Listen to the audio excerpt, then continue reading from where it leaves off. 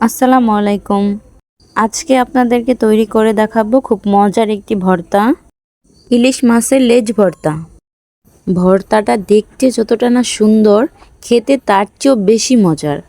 তো প্রথমেই আমি লেজ নিয়েছি, লেজের উপরে একটি মাছের পিস নিয়েছি আমি। এখন এর মধ্যে দিয়ে দিলাম হালকা পরিমাণে একটু আদা রসুন, লবণ, হলুদ ফাঁকি, মরিচ ফাঁকি।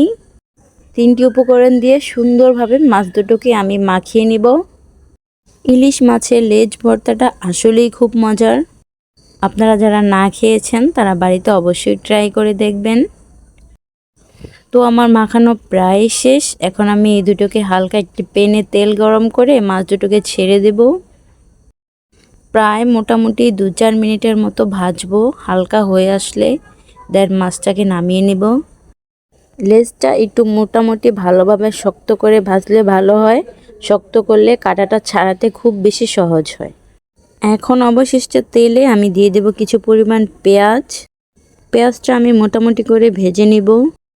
একদম পুরোপুরি বাদামি রঙের করব না, কারণ হালকা একটু ভাজা দিলেই হবে, যেহেতু ভর্তা বেশি ভাজার প্রয়োজন নেই। আমার ভাজা শেষ। এখন আমি মাছটার কাঁটা ছাড়িয়ে নেব। অবশ্যই সাবধান, একটু একটু করে মাছের কাঁটাটা সুন্দরভাবে ছাড়িয়ে নিতে হবে। ইলিশ মাছের লেজের মধ্যে যেই পরিমাণ কাঁটা থাকে, একদম বাছতে বাছতে প্রায় হয়রানের মতো অবস্থা। তো যাই হোক, আমার কাটা বাছা একদমই শেষ। এই 4টি উপকরণ এখন আমি দিয়ে দিব মাছের মধ্যে।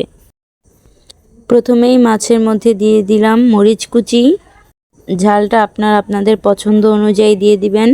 এরপর সেই ভেজে রাখা পেঁয়াজটা পরিমাণে আমি একটু বেশি দিয়েছি, আপনাদের পছন্দ মতো দেবেন। আমি এর মধ্যে কিছু শুকনো মরিচ ভেজে ফাঁকি করে নিয়েছিলাম, সেটাকে দিয়ে দিলাম। এখন এর মধ্যে দিয়ে দেব ধনিয়া পাতা। দেন একটু হালকা করে মেখে এর মধ্যে দিয়ে দিব লবণ। লবণটা আপনাদের যার যার প্রয়োজন অনুযায়ী দিয়ে নেবেন। তো এটাকে খুব ভালোভাবে মিশিয়ে এখন এর মধ্যে আমি দিয়ে দেব হালকা পরিমাণ সরিষার তেল। সরিষার তেলটা দিলে ভর্তাটা খেতে ভীষণ মজার হয়। তেলটা দেওয়ার পর হালকাভাবে আরেকটু সুন্দরভাবে মাখিয়ে নেব। কিছুক্ষণ মাখানোর পর আমার ভর্তাটা প্রায় রেডি।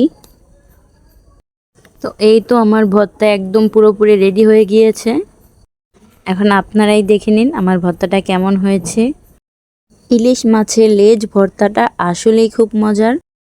অবশ্যই আপনারা বাড়িতে ট্রাই করে দেখবেন।